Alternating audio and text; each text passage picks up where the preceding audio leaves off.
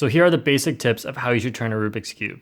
If you're ever turning the left and right sides, then you use your entire wrist, and do not try to do any sorts of fancy flicks like that. Now, anytime you're turning the top layer, if you want to go clockwise, use your right hand like this, your right index finger, and counterclockwise is just your left index finger.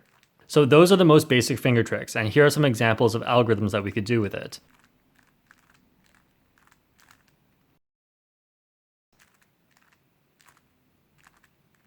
And then for U2, you can do U2 with either hand because it's the same thing either way, so I'll just do it with my left hand. So that only covers the R, L, and U layers. Now we'll be talking about the other layers as well. For the F layer, there's a few things you can do. Typically, you'll just have to regrip your hand and do it the same way you would do U. Now, there are other ways you can do F that don't require regripping your hand, and that's just by using your thumbs. Now, to do an F turn clockwise, depending on which thumb is more favorable in that position, you can either do thumb like this, or you can use your left thumb and push up from here. Now, which of these you choose usually depends on the algorithm. So, for example, for the T permutation algorithm, you can do it like this.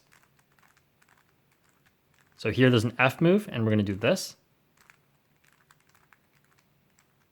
And here for the F prime move, you can do it with your right thumb like that. For this OLL case, you can start with your right thumb like this, so you don't have to regrip your whole hand. Then do this, and undo with your thumb as well. Now for turning the D layer, you will just use one of your ring fingers. So that's either going to be like this for D, or this for D prime. So an example is the A permutation. You rotate down and do R2, D2, which can be done with D, D, D, D. So I didn't talk about the B layer, but B essentially works either like D or like U, just depending on how you're holding the cube. So if your hand happens to be here, you can do it like U. And if your hands happen to be lower, then you can do it like you would do D. So now we'll do more advanced finger tricks, and this is to help when you have a specific grip and you can't do the standard finger trick. For example, for U, you can only do that when your right thumb is on the front. So if your right thumb's on top, then what you can do is pull with U just like before, except this is gonna feel a little bit awkward at first. It is something you'll have to get used to. Another way you can do U is by pushing with your left hand like this through the back. Now this is especially hard and requires a little bit more strength, but if you get used to it, it's a really good way to do it. And one last way is similar to how you turn one-handed, which is by moving your left hand here, which is quite a big distance to move, and then do this. So this might be a little bit easier in the beginning, but moving your hand this far usually is not a good idea. So it's good in some cases, but generally the best way to do it is either this way or this way. Now, if your left thumb's on top and you want to do U prime, again, you have the same options as before.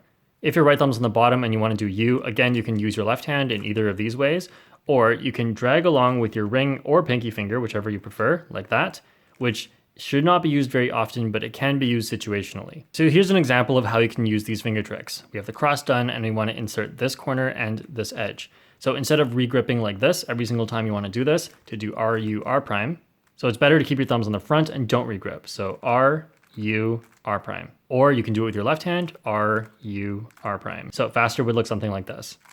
Now the reason this is good is because if you did this and wanted to transition into this pair, your right thumb being here would be a little bit awkward and you have to regrip again. So you might as well just keep your right thumb on the front the whole time. So if you wanted to do this one followed by this one, you could do it very smoothly like this, which avoids regrips. Next is different ways of doing D moves. So I said that you can do D like this, but only if your thumbs are on the front. Now, what if you wanted to do D prime with your right hand, but your thumb was not on the front?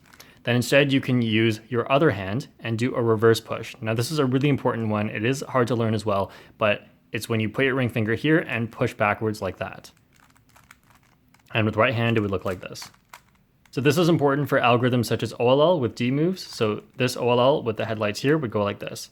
R2, D, and then here we would do D prime the other way because your right thumb is not on the front, so you would have to do it with your other hand and then finish the algorithm. Another example is for the E permutation where these two corners and these two corners swap. What you want to do is like this, ring finger like that. Then for the next D move, you want to go back with your ring finger the other way because your right thumb's on the bottom and it cannot do this without regripping. Then followed with ring finger here, and then ring finger back. And lastly, we have moves that don't affect grip, but just make things faster. So the first one is U2, which is done with index finger and then middle finger. The middle finger part's a little bit hard to time when you're doing it really fast, but this will take a lot of practice. And also you should be able to do U2 with your other hand as well. There are other ways to do U2, which is like pushing with your index finger all the way here, but again, that requires a large amount of distance to travel, so it's usually better to just do it with 2 fingers. And then with D2, we have a similar idea. You can use your pinky finger followed by your ring finger. And another way, which I personally prefer, is ring finger followed by pinky finger. So for A permutations like this, when you have to do D2 twice, it can save a lot of time to do double flicks. So with single flicks, it would look like this. And with double flicks, it can look like this. Now for M moves, they're not that common, but some PLLs use it, so you should definitely know how to do them quickly. So for M prime, which goes upwards, you use your ring finger. Now for M, this is not a very common move to do, but if you have algorithms that use it, then you should learn it. And that's with your middle finger, go down like this from the back. So go from here and push all the way up to the back here. And then for M2, which is very important, is ring finger followed by middle finger. So ring like this, and then middle like this. So an example of using MU moves is for this PLL, which some people prefer to do R and U moves, but some people prefer to do M and U moves. So the MU version would go like this: M2, U prime, M by pushing over to the back like this, U2, M prime, U prime, M2.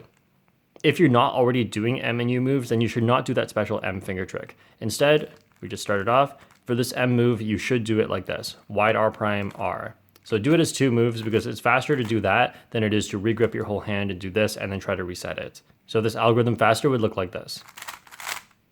However, for something like this OLL where there's an M prime in the middle, typically for M prime, it's fine to do the ring finger trick. So that would be like this. Similar to M, for M2, it requires you to regrip your whole hand. So for an algorithm like this where there's an M2 in the middle, then what you should do is a different sort of M2, which is just M prime with 2 different hands. So M prime, M prime. So that goes like this.